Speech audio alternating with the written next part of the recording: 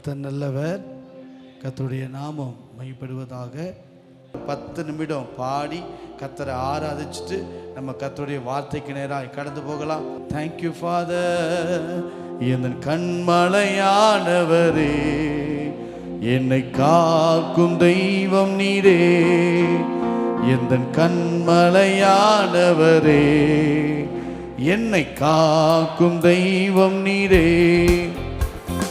வல்லமை மாட்சிமை நிறைந்தவரே, மகிமைக்கு பாத்திரரே. வல்லமை மாட்சிமை நிறைந்தவரே, எல்லாம் மகிமைக்கு பாத்திரரே. ஆராதனை ஆராதனை உமக்கே,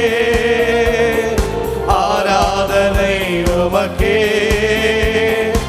ஆராதனை உமக்கே, ஆராதனை உமக்கே. அல்லேலூயா.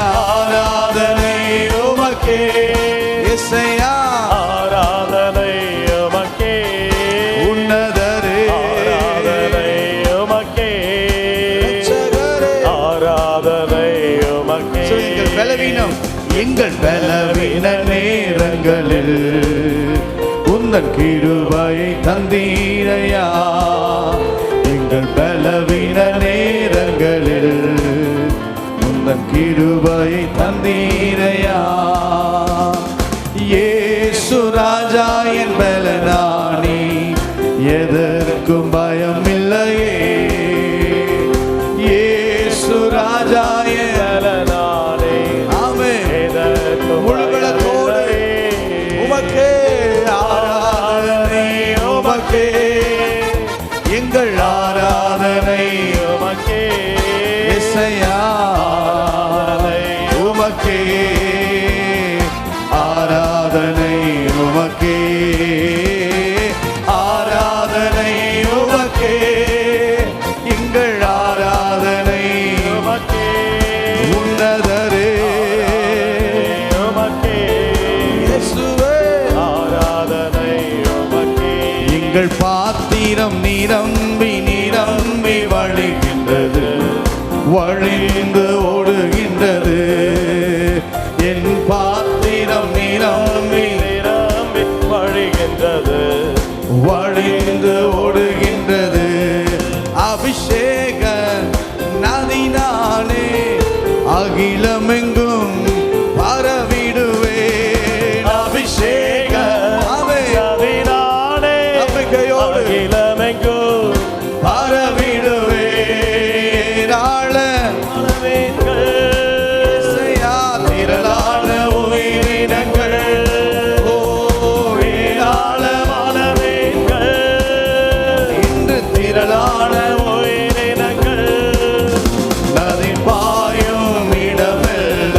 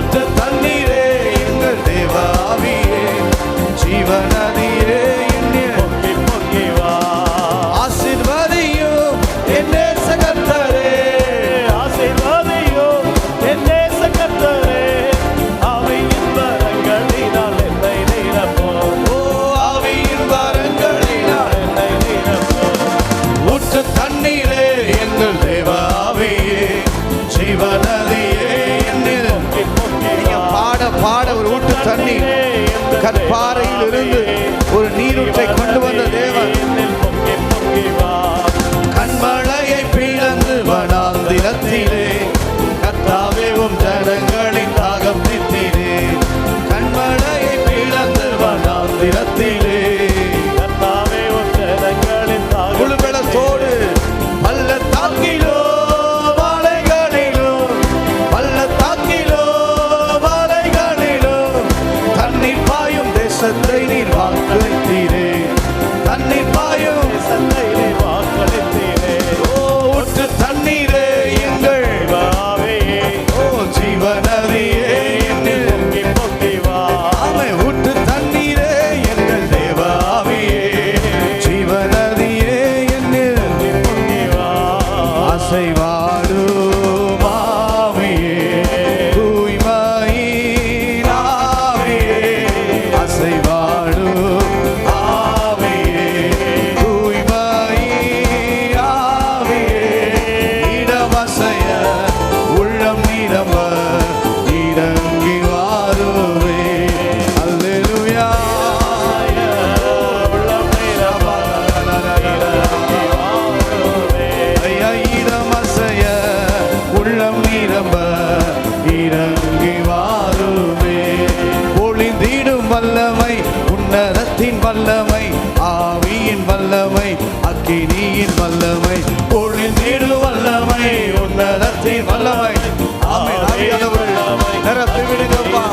ஓ, பொழிந்திடும் வல்லமை உன்னதத்தின் வல்லமை, ஆவியின் வல்லமை, ஓ மகிமை ஆமை பொழிந்திடும் வல்லமை உன்னதத்தின் வல்லமை, ஆவியின் வல்லமை அக்கினி ஓ பொழிந்திடும் சபகதலலலலலா. ஆவியானுடைய கரம் எங்க சபையில பலமா இறங்கட்டும். ஓ ஒரு ஆவியுடைய சூழல் ஓ தாக்கும் தேவ பிரசனம் நந்தல் கரதரா தீபக நன நன நன உதமா அந்த ரகதலலசே ரபகதலலலலா. ஆமே பொழிந்திடும் வல்லமை உன்னதத்தின் வல்லமை, ஆவியின் வல்லமை அக்கினி வல்லமை, வல்லமை தேவை தேவா வல்லமை தாரும் தேவா இன்று தேவை தேவா இப்போ தாரும் தேவா. சொல்ல முடியுமா? ஓ இன்று எல்லா கட்டுகள் எல்லா பலவீனங்கள் அற்புதம் நடக்கட்டும். தேவை தேவா இப்போ முழு பலத்தோடு கைகளை தட்டி பொழிந்திடும் வல்லமை உன்னதத்தின் வல்லமை ஆவியின் வல்லமை அக்கினியின் வல்லமை பொழிந்திடும் வல்லமை உன்னதத்தின் வல்லமை ஆவியானவரே உம்முடைய மகிமையை ஊற்றி விடுங்கப்பா. ஓ ரபா கதரா சேதரே. ஆமென். வல்லமை உன்னதத்தின் ஆவியின் வல்லமை அக்கினி. நல்ல கைகளை தட்டி அப்பாவுக்கு ஆண்டவரே ஓ ரஹந்தரவோ சந்தலரரரரா. நன்றி நன்றி நன்றி நன்றி நன்றி நன்றி நன்றி நன்றியோடு துதிக்கிறோம் துதிக்கிறோம் துதிக்கிறோம். Thank you holy God. கரங்களை உயர்த்தி சொல்லுங்க பாப்போம். இயேசு நாமம் இயேசு நாமம் இயேசு நாமம் இயேசு இயேசு நாமம் இயேசு நாமம், வாழ்கவே இயேசு நாமம். இயேசு அவர் நாமத்தை அப்படியே சொல்லுங்க. இயேசு நாமம், இயேசு நாமம், இயேசு நாமம் இயேசு நாமம், வாழ்கவே இயேசு நாமம் இயேசு நாமம். இயேசு நாமம், ஒவ்வொருத்தர் வாயிலிருந்தும் இயேசு நாமம், இயேசு நாமம், எவ்வளவு சொல்ல முடியுமோ இயேசு நாமம், இயேசு வானோர் நாமம், கீழானோர் எல்லா நாமங்களும் முடங்குற நாமம் இயேசு நாமம். இயேசு நாமம், அமைதியா இருக்காதீங்க. அந்த நாமத்தை சொல்லுங்க. இயேசு நாமம், நம்மளை ரட்சித்த நாமம் நம்மளை மீட்டெடுத்த நாமம். வாழ்கவே. ஒரு விசை கூட கரம் உயர்த்தி இயேசு நாமம் இயேசு நாமம் இயேசு நாமம் இயேசு நாமம், ஓ இயேசு நாமம் வாழ்கவே. ரெண்டு கரம் உயர்த்தி அவர் நாமமே அவர் நாமமே மதுரமா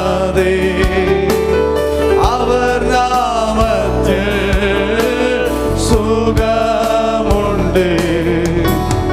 அவர் நாமமே மதுரமதே. அவர் நாமத்தில் சுகமுண்டு. இயேசு நாமம், இயேசு நாமம், இயேசு நாமம். அந்த நாமத்தை சொல்ல சொல்ல அற்புதம், சொல்ல சொல்ல விடுதலை. எவ்வளவு சொல்லணுமோ அவ்வளவு சொல்லுங்க. இயேசு நாமம். ஆவியானவரே, இன்னைக்கே ஒரு அற்புதம், இன்னைக்கே ஒரு விடுதலை. மகிமை ஒரு பலத்தோடு அவர் நாமமே, அவர் நாமமே மதுரமதே. அவர் நாமத்தில் சுகமுண்டு. அவர் நாமமே மதுரமதே. அவர் நாமத்தில் சுகம். முழு பலத்தோடு கடைசியா இயேசு நாமம் சொல்லுங்க, சொல்லுங்க உயர்த்தி. ஆண்டவரே உயர்த்துகிறோம். இயேசு நாமம் வாழ்கவே. யார் நாமத்தை சொல்றோம்? உயர்த்துங்க. இயேசு நாமம். இன்னும் சத்தம் உயர்த்தி எவ்வளவு பயந்துக்கோ. இயேசு நாமம், இயேசு நாமம், இயேசு நாமம், இயேசு நாமம் வாழ்கவே. இன்னும் சத்தம் உயர்த்தி இயேசு நாமம், இயேசு நாமம், இயேசு நாமம்.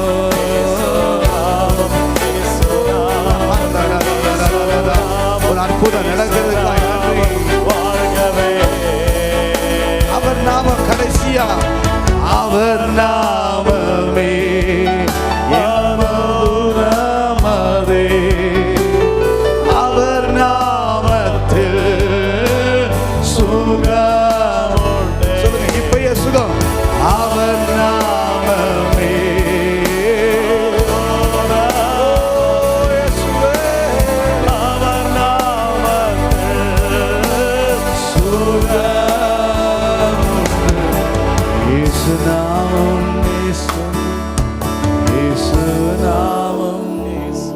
சத்தம். இயேசு இன்னும் சத்தம் உயர்த்தி கடைசியா இயேசு. Oh, lift up your Lord. இயேசு நாமம் வாழ்க. பிதாவே, இயேசுவின் நாமத்தில் இந்த சமூகத்துக்கு நேராய் வருகிறோம். உலகத்தில் இருக்கிற எல்லா நாமத்தை காட்டிலும் நாங்கள் ஆராதிக்கிற இயேசுவின் நாமம் மிக பெரியது ஆண்டவரே. என் சூழ்நிலைகளை காட்டிலும், என் பிரச்சனைகளை காட்டிலும், என் பலவீனங்களை காட்டிலும், என்னுடைய எல்லா நெருக்கத்தின் பாதைகளை காட்டிலும் அவர் நாமம் மிகவும் உயர்ந்தது. அந்த நாமத்தை சொல்லும் போதே அற்புதம். கேருபீன்கள், சேராபீன்கள் ஓயாமல் போற்றக்கூடிய நாமம் அந்த இயேசுவின் நாமம். அந்த நாமத்தை சொல்லுவதற்கு நீர் எங்களுக்கு கொடுத்த நல்ல கிருபைக்காய் ஸ்தோத்திரம். உங்க மகிமை எங்களை சூழ்ந்து கொள்ளட்டும். இயேசுவின் நாமத்தில் பிதாவே, ஆமென். கர்த்தர் நல்லவர். கர்த்தருடைய நாமம் மகிமைப்படுவதாக. கர்த்தருக்கு மகிமை உண்டாகட்டும். இன்றைக்கு ஆண்டவர் நம்மோடு பேசப்போகிற செய்தியினுடைய காரியம் லூக்கா 15வது அதிகாரம் 11ஆம் வசனம் துவங்கி நாம் வாசிக்க கேட்கலாம். லூக்கா 15வது அதிகாரம் 11ஆம் வசனம் துவங்கி நாம் வாசிக்க கேட்போமானால், பின்னும் அவர் சொன்னது, ஒரு மனுஷனுக்கு 2 குமாரர்கள் இருந்தார்கள். ஒரு மனுஷனுக்கு 2 குமாரர்கள் இருந்தார்கள். அவர்களில் இளையவன் தகப்பனை நோக்கி, தகப்பனே, ஆஸ்தியில் எனக்கு வரும் பங்கை எனக்கு தர வேண்டும் என்றான். அந்தபடி அவன் அவர்களுக்கு தன் ஆஸ்தியை பங்கிட்டு கொடுத்தான். சில நாளைக்கு பின்பு இளைய மகன் எல்லாவற்றையும் சேர்த்து கொண்டு தூர தேசத்திற்கு புறப்பட்டு போய் அங்கே துன்மார்க்கமாய் ஜீவனம் பண்ணி தன் ஆஸ்தியை அழித்து போட்டான். எல்லாவற்றையும் அவன் செலவழித்த பின்பு அந்த தேசத்திலே கொடிய பஞ்சம் உண்டாயிற்று. அப்பொழுது அவன் குறைபட தொடங்கி அந்த தேசத்து குடிகளில் ஒருவனிடத்தில் போய் ஒட்டி கொண்டான். அந்த குடியானவன் அவனை தன் வயல்களில் பன்றிகளை மேய்க்கும்படி அனுப்பினான். அப்பொழுது பன்றிகள் தின்கிற தவிட்டினால் தன் வயிற்றை நிரப்ப ஆசையாயிருந்தான். ஒருவனும் அதை அவனுக்கு கொடுக்கவில்லை. அவனுக்கு புத்தி தெளிந்த போது அவன், என் தகப்பனுடைய கூலிக்காரர் எத்தனையோ பேருக்கு பூர்த்தியான சாப்பாடு இருக்கிறது, நானோ பசியினால் சாகிறேன். நான் எழுந்து என் தகப்பனிடத்திற்கு போய், தகப்பனே, பரத்துக்கு விரோதமாகவும் உமக்கு முன்பாகவும் பாவம் செய்தேன். இனிமேல் உம்முடைய குமாரன் என்று சொல்லப்படுவதற்கு நான் பாத்திரன் அல்ல. உம்முடைய கூலிக்காரர்கள் ஒருவனாக என்னை வைத்துக் கொள்ளும் என்பேன் என்று சொல்லி எழுந்து புறப்பட்டு தன் தகப்பனிடத்தில் வந்தான். அவன் தூரத்தில் வரும்போதே அவனுடைய தகப்பன் அவனை தூரத்தில் வரும்போதே அவனுடைய தகப்பன் அவனை கண்டு மனதுருகி ஓடி அவன் கழுத்தை கட்டிக்கொண்டு அவனை முத்தம் செய்தான். சரி, இந்த சம்பவம் உங்களுக்கு நன்கு தெரிந்த ஒரு சம்பவம். வேதத்திலேயே ரொம்ப அதிகமாய் பிரசித்தமாய் பேசப்பட்ட அநேக சம்பவங்களில் இந்த சம்பவமும் ஒரு சம்பவம்.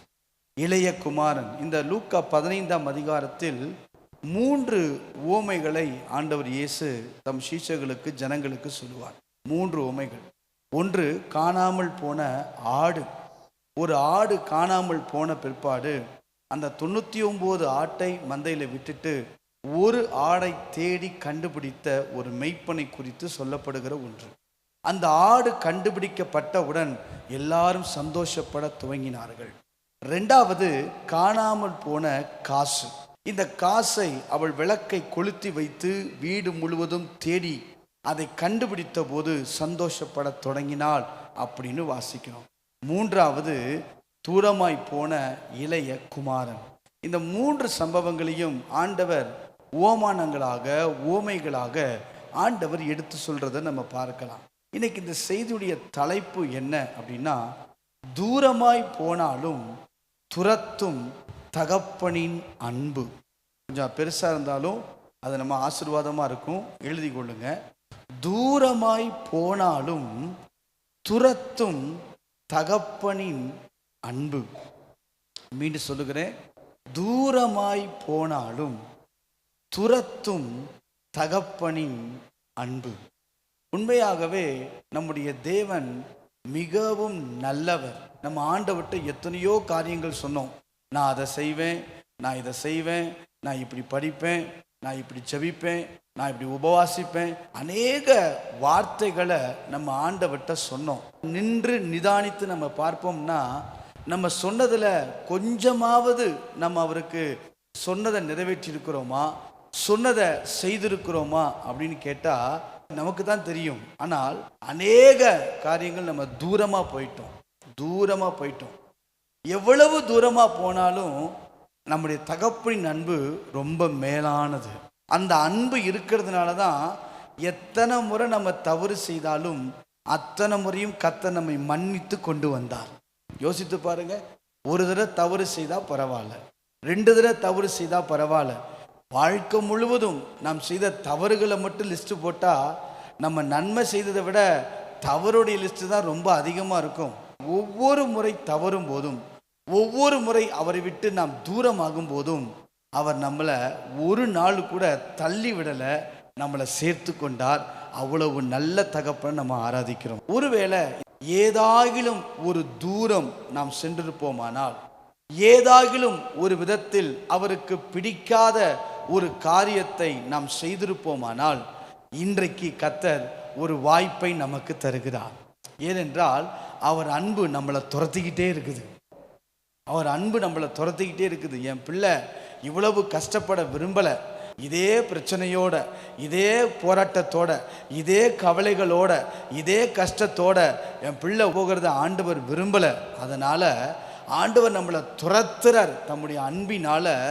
எப்படியாவது தூரமாக இருக்கிற, நல்லா யோசிச்சு பாருங்களேன், இளையகுமாரன் போயிட்டான், ஆனால் தகப்பன் நின்று கவனிச்சுக்கிட்டே இருந்திருப்பார். எத்தனை நாள் மாடியிலேருந்து பார்த்தாருன்னு தெரியல, எத்தனை நாள் வருவான் எதிர்பார்த்தாருன்னு தெரியல. அங்கே வசனம் வாசித்தோம், அவன் தூரத்தில் அவனை கண்ட உடனே ஓடி போய், அதான் வாசிக்கணும். தூரத்தில் அப்படின்னா எவ்வளோ தூரம் ஹைட்டாக இருந்திருக்குமோ அந்த தூரம் பார்த்துட்டே இருந்திருப்பார். எங்கே பல்ல வரான், ஏன்னா தகப்பனுடைய அன்பு அவ்வளவு நேசம். அவன் கிட்ட வந்த உடனே 3 காரியம் நடக்குது. என்ன அப்படின்னா, ஒன்று, அவன் கேட்டதை தந்தார். 2வது, கேட்காததையும் தந்தார். 3வது, கேட்காததுக்கு மேல கர்த்தர் தந்தார். எப்படி கொடுத்தாருன்னா, கேட்டதையும் தந்தார், கேட்காததையும் தந்தார், கேட்டதுக்கு மேலையும் கர்த்தர் தந்தார். அப்ப இன்னைக்கு நான் ஆராதிக்கிற தகப்பன், ஒருவேளை நான் மனம் திரும்பி, ஒருவேளை என் வாழ்க்கையில் தெளிந்த புத்தி உள்ளவனாய் மாறி, இது வரைக்கும் நான் பட்ட கஷ்டம் போதும் ஆண்டவரே, இது வரைக்கும் நான் பட்ட கஷ்ட வேதனைகள் போதும் ஆண்டவரே, அடுத்த வருஷத்துக்கு நான் பிரவேசிக்கும் போது என் தகப்பனுக்கு வைத்திருக்கிற ஆசீர்வாதங்களை, என் தகப்பன் எனக்கு வைத்திருக்கிற மேன்மைகளை, என் தகப்பன் எனக்கு வைத்திருக்கிற சுதந்திரங்களை நான் முழுமையாக சந்தோஷமாக நான் அனுபவிக்கணும் அப்படின்னு நீங்கள் விரும்பினா, இவ்வளவு நம்ம தூரமாக போனோமோ அந்த அளவு தகப்பனிடத்தில் வருவோமானால் அந்த தகப்பனின் அன்பு நம்மை ஆசிர்வதிக்க வல்லமை உள்ளது. இன்னைக்கு ஆண்டவர் சொல்றார், எப்பா நீ தூரமா போனில்ல, நம்ம தூரமா போயிருக்கிறோம். இந்த நாட்கள்ல எவ்வளவோ தூரம் போயிட்டோம். ஆனா இன்னமும் நீங்க நினைச்சிட்டு இருக்கீங்களா ஆண்டவர் போயிட்டாரு? இல்ல, மேல இருந்து பார்த்துக்கிட்டே இருக்கிறாரு. இந்த வருஷம் ஆசீர்வதிக்கிறதுக்கு, இந்த வருஷத்துல உங்க கையில மோதிரத்தை போடுறதுக்கு, உங்களை கர்த்தர் முத்திர மோதிரமா வைக்கிறதுக்கு, இந்த வருஷம் உங்க கையில கிரீடத்தை கொடுக்கறதுக்கு, இந்த வருஷம் உங்களுக்கு ஆடைகளை கொடுக்கறதுக்கு, நீங்கள் கேட்டதை விட கேட்காததை விட கேட்டதுக்கு மேலேயே அவர் ஆசீர்வதிக்க ரொம்ப விருப்பமுள்ளவராக இருக்கிறாரு. நாம கடந்து போன தூரங்களை குறித்த ஒரு வெளிச்சம் நமக்கு வேணும். இன்னைக்கு நான் அதான் சொல்ல போறேன். 7 தூரங்களை உங்களுக்கு நான் சொல்ல போறேன். ஏன் நான் 7 சொல்றேன்னா, ஒருவேளை ஏதாகிலும் ஒன்றில் நீங்கள் கர்த்தரை விட்டு தூரமாய் போயிருந்தால், ஏதாகிலும் ஒன்றில் இளையகுமாரனை போல தகப்பனுடைய அன்பை விட்டுட்டு, தகப்பனுடைய நேசத்தை விட்டுட்டு, தகப்பன் பாராட்டின காரியங்களை விட்டுட்டு, எல்லாம் நல்லதுதான் நடக்குது, நான் போயிட்டே இருப்பேன், என் கையில தான் காசு இருக்குல்ல, என் கையில தான் கொஞ்சம் வசதிகள் இருக்குல்ல, எனக்கு தகப்பனுடைய உதவி இல்லாமலே வாழ முடியும். ஆக்சுவலி இந்த இளையகுமாரன் ஆஸ்தி கையில வந்த உடனே அவன் வாழ்ந்தான், வாழலாம் கிடையாது, அவனால் வாழ முடிஞ்சிச்சு. அவனால் கொஞ்சம் பணம் இருந்த உடனே தன்னுடைய தனித்துவமாக யாருடைய உதவி இல்லாமல், சில நேரத்தில் நமக்கு இருக்க இந்த மனுஷனுடைய செயல்கள், உதவிகள் இதெல்லாம் இருக்கிறதுனால எனக்கு ஆண்டு வேணாம், ஆண்டு இல்லாமையும் என்னால் வாழ முடியும் நம்ம சொல்லலாம். ஆனால் எல்லா நாளும் நமக்கு கையில் இருக்காது, எப்போ போவும் நமக்கு தெரியாது. ஆனால் நிரந்தரமான தகப்பன் நம்மோடு கூட இருக்க விரும்புகிறார். அந்த தகப்பன் நம்மளை ஆசீர்வதிக்க விரும்புகிறார். அந்த தகப்பன் நம்மளை துரத்துறார். இப்போ வரைக்கும் இந்த மாதம் இந்த நாட்கள் வர கர்த்தர் நம்மளை துரத்துறார். என் பிள்ளை எப்படியாவது என் கிட்ட வந்துட மாட்டானா, தூரமாக போனவன் கிட்ட வந்துட மாட்டானா, கிட்ட வந்துட்டா நீங்கள் என்ன சொன்னாலும் அவர் கேட்க மாட்டார், நீங்கள் என்ன பேசலாம் கேட்க மாட்டார். ஒன்னே ஒன்று தான், நம்மளை ஆசீர்வதிக்காமல் கர்த்தர் விட போகிறதே இல்லை. இப்ப போன 7 தூரங்களை நான் உங்களுக்கு முதல்ல சொல்ல போறேன். நம்பர் 1, முதலாவதா உள்ளத்தில் தூரம், 2வது உறவில் தூரம், 3வது உரிமையில் தூரம், 4வது உண்மைக்கு தூரம், 5வது உன்னதருக்கு தூரம், 6வது உழைப்பில் தூரம், 7வது உக்கிரானத்தில் தூரம்.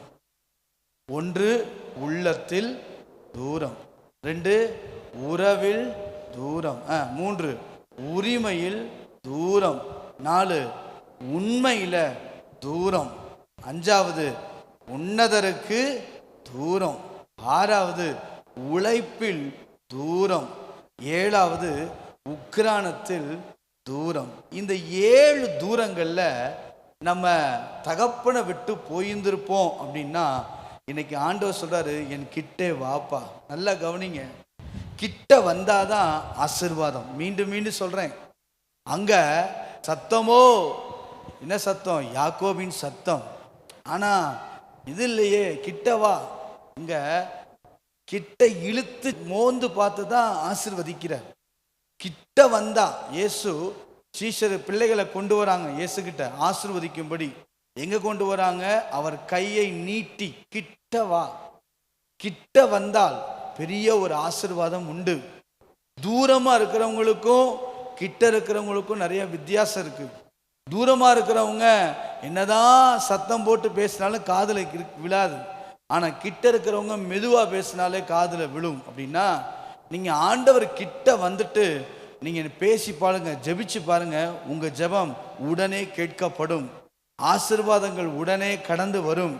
ஆண்டவர் நம்மள கிட்ட வர விரும்புறார். கிட்ட வாப்பா, உன்னை நான் ஆசீர்வதிக்கணும்னா, உன்னை நான் உயர்த்தணும்னா, உன்னை நான் மேன்மைப்படுத்தணும்னா, நீங்க என்னெல்லாம் இது வரைக்கும் ஜெபிச்சிங்களோ அந்த ஜெபத்துக்கெல்லாம் பதில் தரணும்னா கிட்ட வரணும். கிட்ட வந்தாதான். தூரமா இருக்கிற வரைக்கும் ஒன்றும் கிடையாது. தூரமா இருந்தா எட்டி தான் பார்க்க முடியும். தூரமா இருக்கிறவங்களுக்கு பாருங்க, நான் உதாரணத்துக்கு கண்களை ஏறெடுத்து பாருங்க அப்படின்னு ஆண்டவர் சொன்னார். நல்லா கவனிச்சு பாருங்க. என்னால ஒரு குறிப்பிட்ட அளவு தான் நான் பார்க்க முடியும். நம்ம எவ்வளவு நெருங்கி சமீபமா வரோமோ அந்த அளவு கர்த்தர் நம்மை ஆசீர்வதிக்க வல்லமை உள்ளவர். தூரமா போன அனுபவத்தை மாற்றி கிட்ட வந்தால் கர்த்தர் ஆசீர்வதிப்பார். தூரமாய் போனாலும் என் தகப்பனின் அன்பு நம்மை துரத்தி கொண்டே வருகிறது. இந்த நேரத்தையும் நீங்க விட்டுட்டீங்கன்னா, இந்த நேரத்தையும் இந்த வாய்ப்பையும் இந்த செய்தியையும், பரவாயில்ல நான் தூரமாவே இருக்கிறேன்னா, நம்ம ஆசீர்வாதமும் தூரமாயிட்டே இருக்கும், நம்ம கிடைக்கிற மேன்மைகளும் தூரமாயிட்டே இருக்கும். ஏன் காலதாமதம் தெரியுங்களா உங்களுக்கு? கர்த்தர் உயர்த்தும் வர அவர் பலத்த கரம். அப்படின்னா நம்ம நினைக்கிறோம் கர்த்தர் உயர்த்ததுக்கு ஒரு காலம் வச்சிருக்கிறாரு. அதாவது அவர் எதிர்பார்க்கிற காலம், நான் விரும்புகிற காலத்துலலாம் கர்த்தர் நம்மளை உயர்த்த மாட்டார். நான் தகுதி வந்துருச்சு, எனக்கு அந்த எலிஜிபிலிட்டி வந்துருச்சு, ஐ ஆம் ரெடி அப்படின்னு நம்ம சொல்றதுனாலலாம் கர்த்தர் தூக்கி சிங்காசனத்தை கொடுத்துட மாட்டார், உயர்த்திட மாட்டார். அவர் ஒரு காலத்தை வச்சிருப்பார் பாருங்க. அந்த காலம் வரைக்கும். ஏன் அந்த காலம்னா, நம்மகிட்ட சில மாற்றங்கள், கர்த்தர் விரும்பின காரியம் மாறணும். நம்மளை கவனிச்சுட்டே இருப்பார். எப்போ அது மாறுதோ, எப்போ அது நம்மகிட்ட சேஞ்ச் ஆகுதோ அப்பவே கர்த்தர் நம்மளை உயர்த்திடுவார். அப்ப நம்ம எவ்வளவு கிட்ட வரோமோ அவ்வளவு ஆசீர்வாதம். நம்பர் 1, உள்ளத்தில் தூரம். மத்தேயு 15ஆம் அதிகாரம் 8வது வசனத்தை நீங்க வாசித்து பாருங்க. மத்தேயு 15வது அதிகாரம் 8வது வசனத்தை நீங்கள் வாசித்து பாருங்கள். இந்த ஜனங்கள் தங்கள் வாயினால் என்னிடத்தில் சேர்ந்து தங்கள் உதடுகளினால் என்னை கனம் பண்ணுகிறார்கள். அவர்கள் இருதயமோ எனக்கு தூரமாய் விலகி இருக்கிறது. எப்படி ஆண்டவர் சொல்றாருன்னா, எனக்கு தூரமா இருக்குப்பா. எப்பா நீ நினைக்கிறபடி கிடையாது. அவங்க வாயினால சேர்ந்து நிக்கிறாங்க, உதட்டுனால என்ன கனம் பண்றாங்க. அவங்க பாடுறதுலாம் நல்லா தான் இருக்குது, அவங்க துதிக்கிறதுலாம் நல்லா தான் இருக்குது, சில நேரங்களில் கத்தர் சொல்றதுலாம் நல்லா தான் இருக்குது. ஆனா உனக்கு ஒன்று தெரியுமா, அவங்க இருதயம் எங்க இருக்குன்னா, உள்ளம் எங்க இருக்குன்னா தூரமா இருக்கு அப்படின்னு சொல்றாரு. இன்னொரு வசனம் வாசிங்க. எரேமியா 12ஆம் அதிகாரம் 2ஆம் வசனத்தை நீங்க வாசித்து பாருங்க.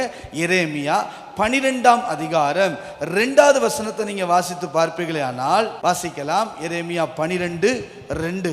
நீர் அவர்களை நாட்டினீர், வேர் பெற்று தேறி போனார்கள், கனியும் கொடுக்கிறாங்க. நீர் அவர்கள் வாய்க்கு சமீபம். நல்லா கவனிங்களேன். நீ அவர்களை நாட்டினீர். தேவன் தான் நாட்டினார். சபையில தேவனுக்காக வேர் பற்றி போனாங்க, தேறினவங்களா இருந்தாங்க, கனியும் கொடுத்தாங்க. அங்க பாருங்க, நீர் அவர்கள் வாய்க்கு சமீபமும் அவர்கள் உள்ளந்திரியங்களுக்கோ. ஆனா உள்ளத்துல எப்படி தெரியுமா இருப்பீங்க? தூரமா இருக்கிறீங்க. நீங்க உள்ளத்துக்குள்ள எங்க இருக்கீங்க தெரியுமா? ஆண்டவரே தூரமா இருக்கீங்க. இன்னைக்கு ஆண்டவர் சொல்றாரு நம்மளை பார்த்து, பா உண்மைதான், தகப்பனை விட்டு தூரம் போன அந்த இளையகுமாரனை போல என் உள்ளத்தை விட்டு நிறைய பேர் தூரமா இருக்கிறாங்க. ஆனா வாயில பார்த்தீங்கன்னா சமீபமா இருக்கிறாங்க. வாய்க்குள்ள பார்த்தீங்கன்னா அவங்க பாடுற பாடலும், அவங்க பேசுகிற பேச்சும், அவங்க நடக்கிற நடவடிக்கையும் ரொம்ப நல்லா இருக்குது. ஆனா என் ஆண்டவர் சொல்றாரு, அவங்களுடைய உள்ளத்தை நான் கவனிச்சு பார்க்கும்போது அவங்க உள்ளம் என் பக்கத்துல இல்லை. எங்க இருக்குன்னா ரொம்ப தூரம் தள்ளி இருக்கு. எரேமியா 2ஆம் அதிகாரம் 6ஆம் வசனத்தை கூட வாசிச்சு பாருங்க. என்னை விட்டு தூரப்பட்டு, அங்க பாருங்க, என்னை விட்டு தூரப்பட்டு மாயையை பின்பற்றி, என்னை விட்டு தூரப்பட்டு மாயையை பின்பற்றி வீணராய் போகிறதற்கு என்னிடத்தில் என்ன அநியாயத்தை கண்டார்கள்? யோசிச்சு பாருங்க. ஆண்டவர் கேட்கிறாரு, என்னை விட்டு தூரப்பட்டு மாயையை பின்பற்றி வீணரா போறதுக்கு என்ன கண்டாங்க? கர்த்தரை நம்ம பாடுறோம், நல்லா இருக்கு. இன்னைக்கு சொல்லுங்க, உண்மையா வசனம் சொல்றது, உண்மையோடும் முழு இருதயத்தோடும் கர்த்தரை தேடணும். ஏன்னா நம்முடைய உள்ளம் தூரமா இருக்குது. அப்போஸ்தலர் 7ஆம் அதிகாரம் 39வது வசனத்தை நீங்க வாசித்து பாருங்க. அப்போஸ்தலர் 7ஆம் அதிகாரம் 39வது வசனத்தை நீங்கள் வாசித்து பார்ப்பீர்களானால், இவனுக்கு நம்முடைய பிதாக்கள் கீழ்ப்படிய மனதாயிராமல் இவனை தள்ளிவிட்டு தங்கள் இருதயங்களில் எகிப்துக்கு திரும்பி. நல்லா கவனிங்களேன், எங்க நடந்து போறாங்கன்னா தரிசனத்துக்குள்ள நடந்து போறாங்க. முன்னாடி மேக ஸ்தம்பம், பின்னாடி அக்கினி ஸ்தம்பம், நடத்துக்கிட்டு கொண்டு போகிறவர் தேவன். இஸ்ரவேல் ஜனம் ரொம்ப ஆசீர்வதிக்கப்பட்ட ஜனம் தெரியுமா உங்களுக்கு? இன்னொரு வசனம் உபாகமம் 4ஆம் அதிகாரம் 7ஆம் வசனத்தை வாசிச்சு பார்த்தீங்கன்னா, உபாகமம் 4ஆம் அதிகாரம் 7ஆம் வசனத்தை வாசிச்சு பார்த்தீங்கன்னா, நம்முடைய தேவனாகிய கர்த்தரை நாம் தொழுது கொள்ளும் போதெல்லாம், நாம தொழுது கொள்ளும் போதெல்லாம் நமக்கு சமீபமாய் இருக்கிறது போல, நமக்கு சமீபமாய் இருக்கிறது போல தேவனை இவ்வளவு சமீபமாய் பெற்றிருக்கிற வேற பெரிய ஜாதி எது? உலகத்திலேயே பாக்கியமுள்ள ஜனம் நாம மட்டும்தான். அல்லேலூயா சொல்லுங்க பாப்போம். யாருக்கும் கிடைக்காத ஒரு ஸ்லாக்கியம். நாம ஆராதிக்கும் போது நாம் ஆராதிக்கிற தேவன் நமக்குள் அவர் உலாவி வருகிற தேவன். அவர் நமக்குள்ள உலாவுறார். அதாங்க கர்த்தரை நாம தொழுது கொள்ளுகிற போதெல்லாம் அவர் தூரமா இல்ல, அவர் தூரமா இல்ல, அவர் எங்கேயோ இல்ல பிரதர். கர்த்தர் மேல ரொம்ப கவனமா இருங்க. அவர் பார்க்கிறாரு, அவர் விசாரிக்கிறாரு அப்படின்னு ஏன் சொல்றோம்னா, நீங்க வாயை திறந்து பாடும் போதெல்லாம் அவர் எங்கேயோ சிங்காசனத்துல உட்காரல, நமக்கு அருகில மிக சமீபமா. அதாவது கர்த்தரை நாம் தொழுது கொள்ளுகிற போதெல்லாம் அவர் நமக்கு சமீபமா இருக்கிறது போல. இஸ்ரவேல் ஜனத்தை போல, ஆவிக்குரிய இஸ்ரவேல் நம்மளை போல உலகத்துல ஆசீர்வதிக்கப்பட்ட எந்த ஜாதியும் ஜனமும் இருக்க முடியாது. அவ்வளவு மேன்மை பெற்ற ஜனம் நாம். நம்ம கூட இருக்கிறார் பிரதர். நீங்க எந்த இடத்துனாலும் எங்கள் அப்பா பிதாவே அப்படின்னீங்கன்னா உங்க கிட்ட வந்து நிக்கிறாருன்னு அர்த்தம். எவ்வளவு வல்லமை உள்ள தேவன், எவ்வளவு பராக்கிரமம் உள்ள தேவன் கிட்ட வந்து நிக்கிறாரு. சமீபமாய் பெற்ற ஜாதி இது. ஆனா அவர் சொல்றாரு எப்பா, இவ்வளோ ஆசீர்வதிக்கப்பட்ட ஜனத்தை நடத்திக்கிட்டு போறேன். யார் நடத்துறது? என் தேவன் நடத்துறார். என் தேவன் நடத்திக்கிட்டு போற போதே அவங்க உள்ளம், அவங்க இருதயம், நல்லா கவனிங்க. எகிப்துல அவ்வளவு அற்புதம், அவ்வளவு அதிசயம், அவ்வளவு ஆச்சரியத்தை செஞ்சு கர்த்தர் கொண்டு வந்தாரு. கொண்டு வரும்போது உள்ளம், அங்க வசனம் சொல்ற அப்போஸ்தலர் 7ல் உள்ளம் எப்படி இருக்குன்னா எகிப்துக்கு திரும்பி இருந்துச்சான். பாடுறது நல்ல பாட்டு, ஊற்று தண்ணீரே எங்கள் தேவாவியே, வாயில பாடல். ஆனா என் இருதயம், என்னுடைய உள்ளம் எங்க இருக்குன்னா என் ஆண்டவரை விட்டு தூரமா இருக்கு. ஏன்? என் எண்ணம் பூரா உலகம், என் எண்ணம் பூரா ஆசை, என் எண்ணம் பூரா மாயை, என் எண்ணம் பூரா மத்தது. அதான் ஆண்டு கேட்கிறாரு, எப்பா நான் உங்களுக்கு எதனாலப்பா மாயை பின்பற்றி இவ்வளவு சமீபமா இருக்கும்போது, இவ்வளவு நான் கிட்ட வரும்போது, இவ்வளவு நான் ஆசீர்வதிக்கும் போது மாயையை பின்பற்றி எதனால போனீங்கன்னு கர்த்தர் கேட்கிறார். என்னை கர்த்தர் ஆசீர்வதிக்கணும், கர்த்தர் என்னோடு கூட வரணும்னா அதுக்கு ஒரே வழி, நாம தான் கிட்ட வரணும். காணாமல் போன ஆடை தேடி போவாரு, காணாமல் போன காசை தேடி போனாரு. ஆனா காணாமல் போன மகனை தேடி அவர் போகல. ஏன் தெரியுமா? அவனுக்குள்ள ஒரு உணர்வு வச்சிருக்கிறார், அவனுக்குள்ள ஒரு விழிப்பு வச்சிருக்கிறார். அவனுக்கு தெரியும், இந்த தேவனை ஆராதிக்கலன்னா இனி என் வாழ்க்கையில் ஆசீர்வாதம் வராது. நமக்கு தெரியும், நமக்கு தெரிஞ்சுக்கிட்டே வாயில சமீபம், ஆனால் உள்ளத்திலேயோ தூரம். இன்றைக்கு இந்த காலையில் ஆண்டவரே, வாயில மட்டுமல்ல உள்ளத்திலும் உமக்கு கிட்ட வரேன்னு சொன்னீங்கன்னா 2 மடங்கு கர்த்தர் ஆசீர்வாதம் தருவார். அப்போஸ்தலர் 17ஆம் அதிகாரம் 27ஆம் வசனத்தை வாசிச்சு பாருங்க. அப்போஸ்தலர் 17ஆம் அதிகாரம் 27வது வசனத்தை நீங்க வாசித்து பாருங்க. கர்த்தராகிய தம்மை அவர்கள் தடவியாகிலும் கண்டுபிடிக்கத்தக்கதாக, இப்படிதான் சொல்றாரு. எப்பா, கர்த்தராகிய தம்மை நீங்க நாம தடவியாவது கண்டுபிடிக்கத்தக்கதாக தம்மை தேடும்படிக்கு அப்படி செய்தார். அவர் நம்மில் ஒருவருக்கும் தூரமானவர் அல்லவே. ஆண்டவர் தூரமானவர் இல்ல. மீண்டும் சொல்றேன், என் ஆண்டவர் தூரமானவர் இல்ல. இன்னமும் இப்ப கூட இந்த இடத்துல நின்றுகிட்டு உங்க பக்கத்துல உட்காந்து கண்ணை மூட மாட்டானா? கொஞ்சம் இருதயத்தை திறந்து நான் ஏற்றுக்கொள்ள மாட்டாரா? இந்த இருதயத்தை நான் வாசம் பண்ண, இந்த இருதயத்துக்குள்ளே உலாவ, இந்த இருதயத்துக்குள்ளே தங்கி வர நான் விரும்புகிறேன்னு சொல்லி ஆண்டவர் கேட்குறார். இன்னைக்கு ஒருவேளை உங்களை விட்டு கொடுத்தா நான் சொல்ல முடியும், இந்த வருஷம் உங்கள் மேலே கர்த்தருடைய கரம் பலமாய் அமரும். உங்களுக்கு வேண்டியதை கேட்டது அல்ல, கேட்காதது அல்ல, அதற்கு மேலேயும் கர்த்தர் தந்து உங்களை ஆசீர்வதிக்க போறார். இதோ மனுஷரின் மத்தியில் தேவாதி தேவனே வாசம் செய்கிறாரே. இதோ மனுஷரின் மத்தியில் தேவாதி தேவனே வாசம் செய்கிறாரே. தேவன் தாவரிக்கும் ஸ்தலமே, தம் ஜனத்தாரின் மத்தியிலா. தேவன் தாவரிக்கும் ஸ்தலமே, தம் ஜனத்தாரின் மத்தியிலா.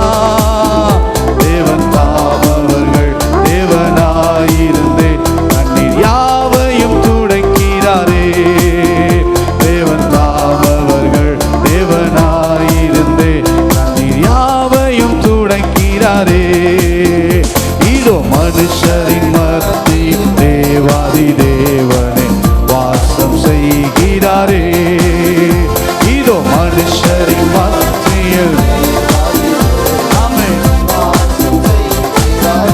கையை தட்டி பாடவர். இவன் தாவரிக்கும் ஸ்தலமே, தம் ஜனத்தாரின் மத்தியிலா. தேவதாவரிக்கும் ஸ்தலமே, தம் ஜனத்தாரின் மத்தியிலா.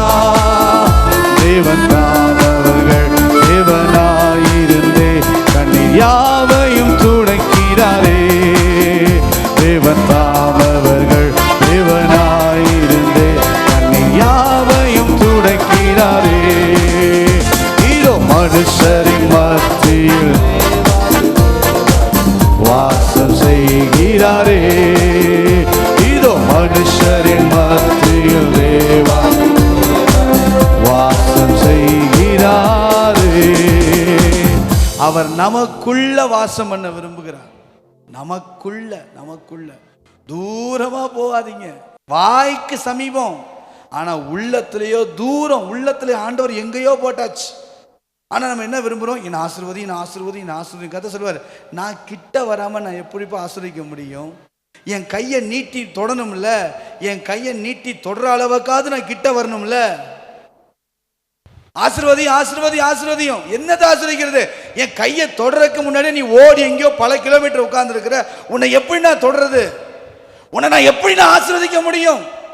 உன்னை நான் எப்படி நான் மேன்மைப்படுத்த முடியும்?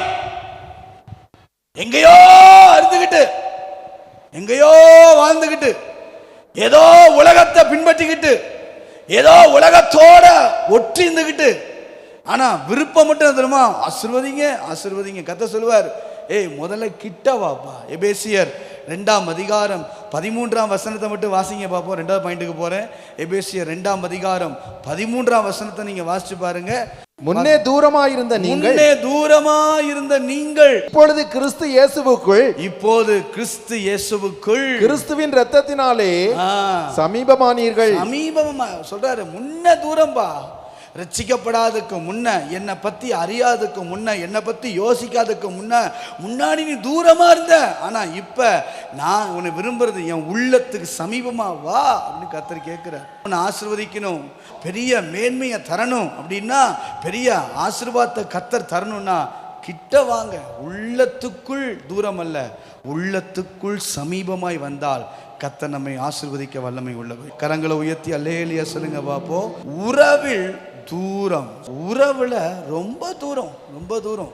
நிறைய பேர் ரொம்ப தூரமா நம்ம போயாச்சு. வாசிச்சு பாருங்க. யோசுவா 24ஆம் அதிகாரம் 16ஆம் வசனத்தை வாசித்து பாருங்க. யோசுவா 24:16.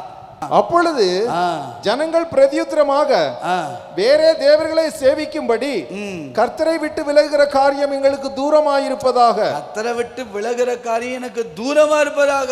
நம்மையும் நம்முடைய பிதாக்களையும் அடிமைத்தன வீடாகிய எகிப்து தேசத்திலிருந்து புறப்பட பண்ணி, கர்த்தரையும் கர்த்தர் சமூகத்தையும் விட்டு பிரிக்கிற காரியம் எனக்கு தூரமா இருக்கட்டும். அங்க யோசுவா சொல்வாரு, நானும் என் வீட்டாருமோ வென்றால் கர்த்தரையே செவிப்போம். அப்படின்னா என்ன அர்த்தம்? இஸ்ரவேல் ஜனமே, உன்னை கொண்டு வந்து வாக்குத்தத்தம் பண்ணப்பட்ட இடத்துல வச்சுட்டேன், உனக்கு ஆசீர்வாதத்தை கொடுத்துட்டேன், பங்கிட்டு கொடுத்துட்டேன், எல்லாம் பண்ணிட்டேன். ஆனால் நீ எப்படி வேணாலும் இரு. அதான் அர்த்தம். நீ எப்படி வேணாலும் போ, நீ என்ன வேணாலும் செய். ஆனால் எனக்கு தெரியுமா, நானும் என் வீட்டாரும் என்றால் கர்த்தரை மட்டும்தான். ஏன்னா அவர் உறவு தான் என்னை உயர்த்தும், அவர் உறவு தான் என்னை மேன்மைப்படுத்தும். அவரோடு நான் உறவாக இருந்தா கர்த்தர் நம்மை ஆசீர்வதிக்க வல்லமை உள்ளவர். ஆதியாகமம் 3ஆம் அதிகாரம் 8வது வசனத்தை வாசிங்க பார்ப்போம். ஆதியாகமம் 3ஆம் அதிகாரம் 8வது வசனத்தை வாசித்து பாருங்க. பகலில் குளிர்ச்சியான வேளையிலே பாருங்க, நல்ல ஆண்டவர் உறவு கொள்ள வராரு, ஆனா அவங்க ஒளிந்து கொள்ள விரும்புறாங்க. எங்க இருந்தாங்க தெரியுமா? ஏதேன் தோட்டத்துக்குள்ளதான் இருந்தாங்க. லிசன், கவனிச்சு கேட்டுக்குங்க. இவங்க இருந்தது எங்கேயோ ஒரு இடத்தில் அல்ல. இன்னும் சொல்ல போனா ஏதேன் தோட்டம் இன்றைக்கு ஆவிக்குரிய அர்த்தத்தில் சொல்லப்படுகிற சபைக்குள்ளதான் அவங்களும் இருந்தாங்க. அங்கதான் என் தேவன் உலாவினார். இன்னைக்கும் சபைக்குள்ள என் தேவன் உலாவது போல, அங்க உலாவுனது போல இங்கேயும் உலாவுறாரு. இந்த தோட்டத்திலையும் கர்த்தர் உலாவுறாரு. அப்படி உலாவும் போது அவர் தேடுறாரு. அங்க பாருங்க, தேடுறாரு. எப்பா எங்கப்பா இருக்கிற, நான் எங்க இருக்கிறேன்? அவங்க சொல்றாங்க, தங்களை ஒளிந்து கொண்டார்கள். யோசிச்சு கொள்ளுங்க, தங்களை ஒளித்து போய் மறைச்சுக்கிட்டாங்க. ஏன்? அவங்கள்ட்ட இருந்த அந்த பாவம், அவங்கள்ட்ட இந்த மீறுதல், கர்த்தருக்கு விரோதமாக செய்த காரியத்தில் தேவனோடு அந்த உறவு வைக்க முடியல, தேவனோடு அந்த உறவுக்குள்ள கடந்து போக முடியல, தேவனோடு அந்த உறவுக்குள்ள நிற்க முடியல. இருந்தது ஏதேன் தோட்டம், இருந்தது சபைதான். இன்னைக்கும் ஏன் தேவ பிரசனத்துக்குள்ள முடியல? ஏன் தேவ பிரசன வாழ்க்கையில கடந்து வரல? ஏன் தேவனுக்கு அந்த வல்லமைக்குள்ள ரிசீவ் பண்ண முடியலனா, ஏதோ ஒரு இடத்துல நீங்க சபைக்குள்ள வந்ததுனால ஆண்டவருடைய பிரசனத்துக்குள்ள வந்துட்டேன்னு சொல்ல முடியாது. சபைக்குள்ள இருக்கிறதுனால நான் முழுசா ஆண்டவர் என்ன நெருங்கிட்டாலும் சொல்ல முடியாது.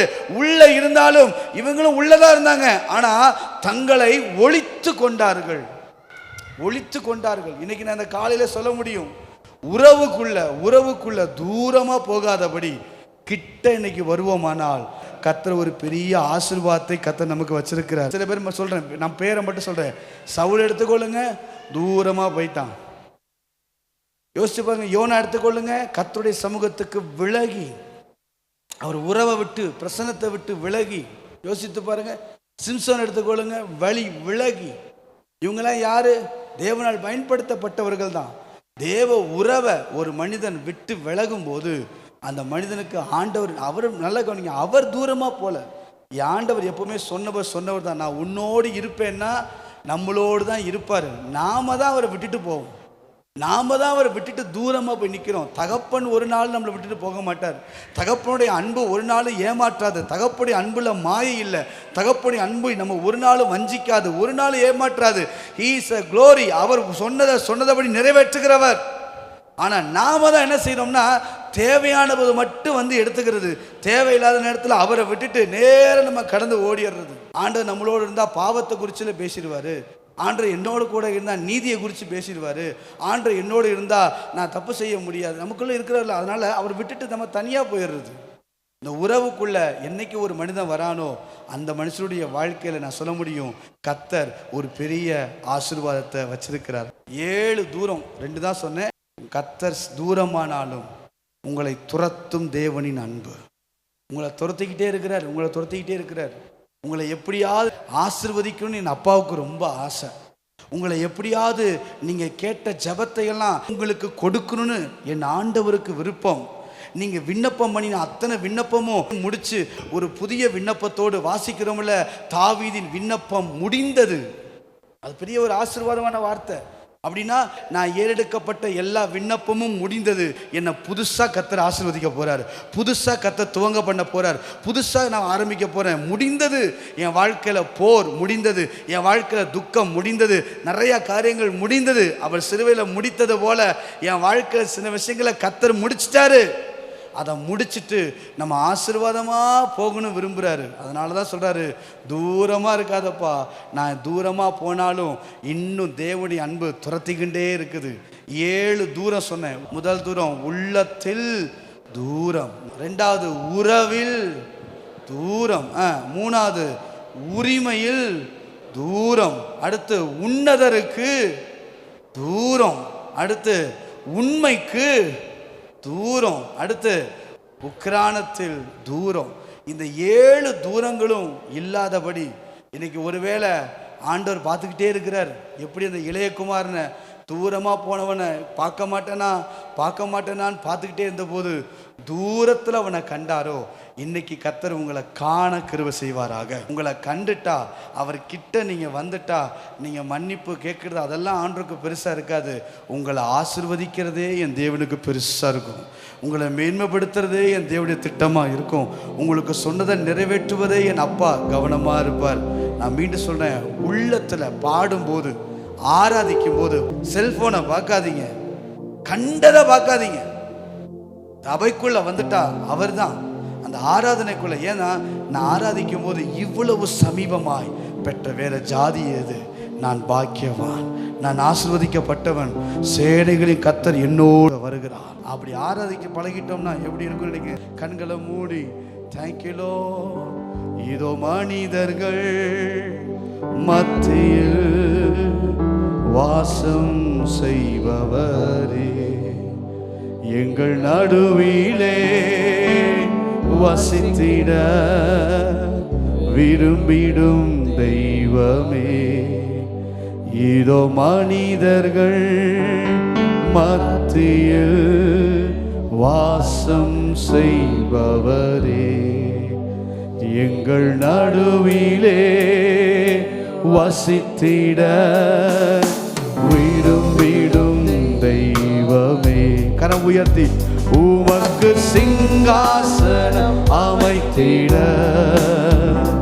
உம்மை துதிக்கிறோம் இயேசுவே, பரிசுத்த அலங்காரத்துடனே உம்மை தொழுகிறோம். சிங்காசனம் அமைத்திட. கை உயர்த்தி ஆராதிங்க, வாயை திறந்து. இன்னும் எவ்வளவு நாள் தான் தூரமாவே இருப்பீங்க?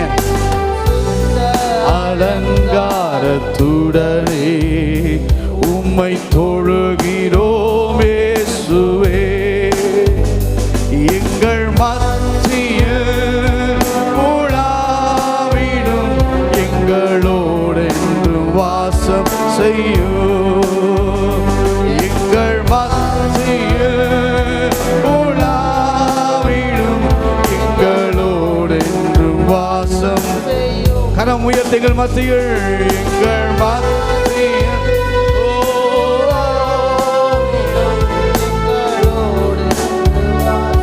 உங்க சத்தம் உயர்ந்து, எங்கள் மத்தியில் உலாவிடும் எங்களோடு என்றும் வாசம் செய்யும். அல்லேலூயா ஓசனா, அல்லேலூயா ஓசனா,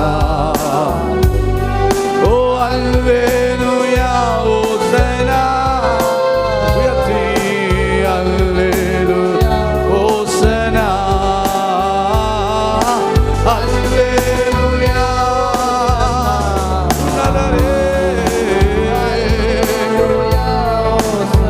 முழு பலத்தோடு ராஜாவே, அல்லேலூயா ஓசனா, அல்லேலூயா ஓசனா. எங்கள் மத்தியில் உலாவிடும் எங்களோடு என்றும் வாசம். நல்ல கரம் உயர்த்தி, கரம் உயர்த்தி, 2 கரம் உயர்த்தி ஆராதிங்க. 2 கை உயர்த்தி, 2 கை உயர்த்தி. எங்கள் மத்தியிலே, எங்கள் மத்தியில் எங்களோடு என்று வாசம். முழு பலத்தோடு கடைசியா, ஓ மத்தியில், ஓ glory, சபகலலனா, அல்லேலூயா ஓசனா, அல்லேலூயா ஓசனா. முழு பலத்தோடு அல்லேலூயா ஓசனா, அல்லேலூயா.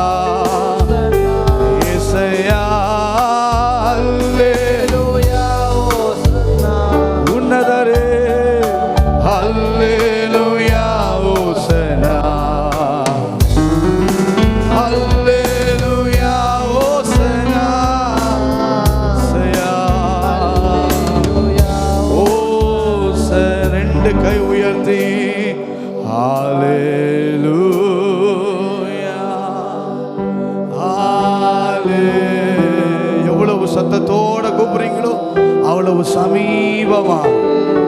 எனக்கு கிட்ட வந்துருங்க. சொல்லுங்க, ஆண்டவர் கிட்ட வந்துடுறேன்பா.